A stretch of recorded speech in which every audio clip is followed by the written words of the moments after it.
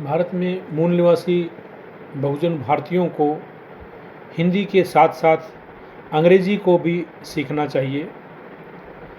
Doctor Bhimrao Ambedkar संविधान निर्माता ने भाषाओं के ऊपर काफ़ी गहनता से विचार करके हिंदी को प्रमुखता दी है, लेकिन आज़ादी के बाद से हिंदी को बढ़ाने के लिए जो प्रयास होना चाहिए था वो नहीं हुआ।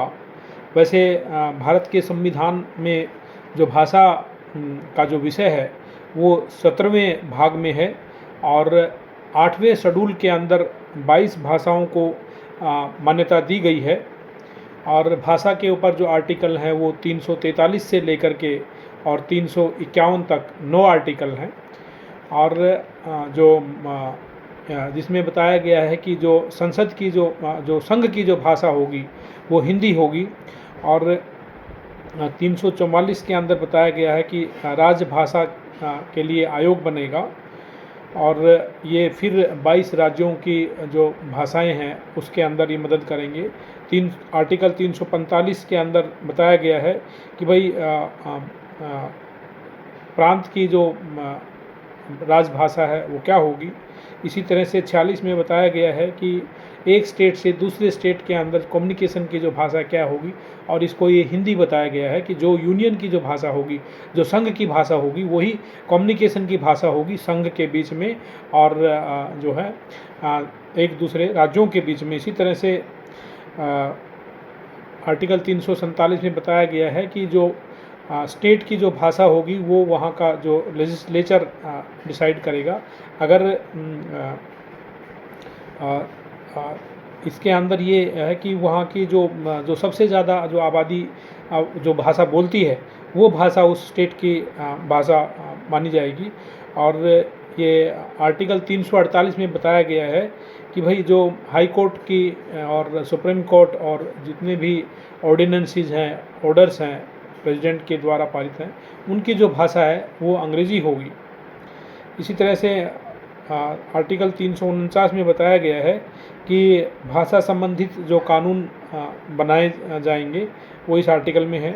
350 में बताया गया है कि जो रिड्रेसल्स के लिए जो लैंग्वेज होएगी रिप्रेजेंटेशंस के लिए वो उस स्टेट की लैंग्वेज होगी। और 350A में बताया गया है कि जो मदर टंग को प्रमुखता दी जाएगी। और 350B में बताया गया है कि जो लिंग्विस्टिक माइनॉरिटी है उनके लिए भी इंतजाम किया जाएगा। और आर्टिकल 351 में बताया गया है कि हिंदी भाषा को विकसित करने के लिए है वो समय समय पर प्रयास किया जाएगा। लेकिन हम हकीकत में देखते हैं कि ऐसा नहीं है कि हिंदी भाषा को जो है वो एक जो संविधान निर्माता हैं उन लोगों ने जिस दृष्टि से देखा है कि हिंदी भाषा में सभी भाषाओं के जो तत्व है उनको समाहित करते हुए और इसको एक बड़ा रूप देना है जिससे कि सभी लोगों को ये लगे कि ये हमारी एक भाषा है। लेकिन यहाँ जो आज़ादी के बाद से इसको ऐसा नहीं बनने दिया गया और न ही यहाँ हिंदी को विकसित होने दिया और न ही यहाँ पर अंग्रेज़ी को विकसित होने दिया। क्योंकि जो शायद लगता है कि जो वर्तमान में जो शासक हैं जो अंग्रेज़ों के जाने के बाद से बने और भारत में आज़ादी के बाद से जो शासक बने वो नहीं चाहते हैं कि भारत के जो लोग हैं वो एकता के सूत्र में बंधे और देश की एकता और अखंडता जो है वो बरकरार रहे और सब लोग यहाँ पर सब चीज़ों को समझने लगे। इसी दृष्टि से उन्होंने जो हिंदी को जो है विकसित नहीं होने दिया और अंग्रेज़ी को भी यहाँ पर विकसित नहीं होने दिया, जो कि यहाँ जो हाई कोर्ट्स की भाषा है और सुप्रीम कोर्ट की भाषा है और यहाँ जो ऑर्डर्स की और रूल रेगुलेशंस की और प्रेसिडेंट और गवर्नर के द्वारा जो पारित किए गए हैं अध्यादेश उनकी जो भाषा है। तो आप लोगों को क्या करना है? आप लोगों को जो है वो आप हिंदी तो सीखते ही हैं, तो आप लोगों को देखना है कि जो ये राज सत्ता में जो लोग चालाकियाँ कर रहे हैं उसको कैसे समझेंगे, क्योंकि वो तो सब अंग्रेज़ी में है। शुरू में जो भाषा थी 15 साल तक ऐसा था कि भाई अंग्रेज़ी भाषा जो है वो यहाँ की जो भाषा रहेगी और बाद में धीरे धीरे हिंदी को विकसित किया जाएगा। लेकिन आज भी अंग्रेज़ी भाषा है और आप अंग्रेज़ी को जानते नहीं हैं, क्योंकि कभी भी अंग्रेज़ी के लिए ये नहीं कहा जाता कि अंग्रेज़ी भाषा बहुत सरल है, आप इसको सीखिए। हिंदी भाषा तो उत्तरी भारत के अंदर जो है वो मातृभाषा रही है और यहाँ के लोगों यहाँ के जो उत्तरी भारत के जो लोग हैं वो यहाँ पर राज के लोग रहे हैं, वो राजपाट में हिस्सा लेने वाले रहे हैं और वो लोग अंग्रेज़ी को सीखते रहे हैं और अपने बच्चों को भी अंग्रेज़ी सिखाते रहे हैं। तो मूल निवासी बहुजन समाज के भारतीय लोगों के भी ये का एक कर्तव्य बनता है कि उनको अंग्रेज़ी भाषा को भी अच्छे से सीखना है, क्योंकि भारत में जितने भी जो बुद्धिजीवी जो लोग हैं वो अंग्रेज़ी भाषा सीख रहे हैं, लेकिन यहाँ की जो सरकारें हैं वो प्रचार तो हिंदी का करती हैं, लेकिन वो जो कामकाज है वो आज भी अंग्रेज़ी में करते हैं। जैसे कि यहाँ के जो वकील हैं वो अंग्रेज़ी में लिखते हैं और उसी को ही वरीयता देते हैं। इसी तरह से जो चिकित्सकों की जो भाषा है, डॉक्टरों की जो भाषा है वो यहाँ पर अंग्रेज़ी भाषा है और जितनी भी जो टेक्निकल लैंग्वेजेज हैं, प्रोफेशनल लैंग्वेजेज हैं, उनके जो भाषाएं हैं वो इंग्लिश के अंदर है। जब इंग्लिश भाषा इतनी अच्छी है और तो इसको सीखने के लिए हमें क्यों जो है परहेज़ करना चाहिए। हमें अपनी माँ से प्यार करना चाहिए, लेकिन दूसरे की माँ से नफ़रत नहीं करनी चाहिए।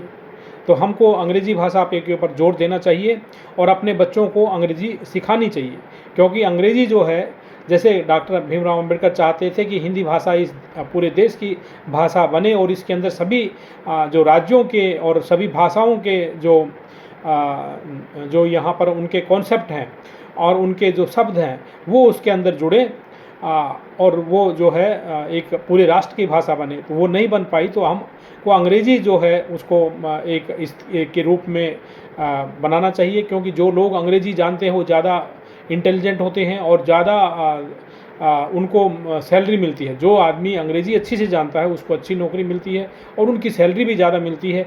लेकिन यहाँ पर एक साजिश के तहत, राजनीति के तहत जो लोग हिंदी जानते रहे उन लोगों को यहाँ पर केवल 10-12 हज़ार की नौकरी मिली और जो लोग अंग्रेज़ी जाने उनको 40-50 हज़ार और लाखों तक की नौकरी मिली है। तो जो अंग्रेज़ी भाषा बहुत सरल भाषा है, इसके प्रति अपना जो है हमें एटीट्यूड पैदा करना चाहिए। जैसे माननीय काशीराम जी कहते थे, अगर भाई तमन्ना सच्ची हो तो 100 रास्ते निकल आते हैं और तमन्ना में खोट हो तो 100 बहाने भी निकल आते हैं। तो हम लोगों को हिंदी के साथ साथ अंग्रेज़ी भाषा को भी अच्छे से सीखना चाहिए, अपने बच्चों को सिखाना चाहिए। और आज तो सोशल मीडिया पे बहुत सारे ऐसे यूट्यूब चैनल आ गए हैं जिसके ऊपर आप अंग्रेज़ी अच्छे से सीख सकते हैं और अपनी बिगड़ी को बना सकते हैं। तो इसके साथ मैं आपका सबका साधुवाद करता हूं और मैं इस वीडियो को यहीं पर विराम देता हूं। तो इस वीडियो की जो भावना है उसको समझें और अंग्रेज़ी भाषा को सीखें। और यहाँ पर जो दूसरे जो लोग हैं जो यहाँ प्राइवेट स्कूलों के अंदर और दूसरी जगहों पर अंग्रेज़ी सीख करके ये मूल निवासी बहुजनों पर राज कर रहे हैं, विदेशों से आ करके यहाँ राज कर रहे हैं, तो हम लोगों को भी इनकी चालाकियों को पकड़ना होगा और अपनी अंग्रेज़ी भाषा को सीखना होगा। सबको साधुवाद। जय भीम, जय भारत, नमो बुद्धाय, खुदा हाफिज़। मैं डॉक्टर आर के बोध, सोशल एक्टिविस्ट, दिल्ली। इस वीडियो को शेयर करें, लाइक करें, कमेंट करें। धन्यवाद।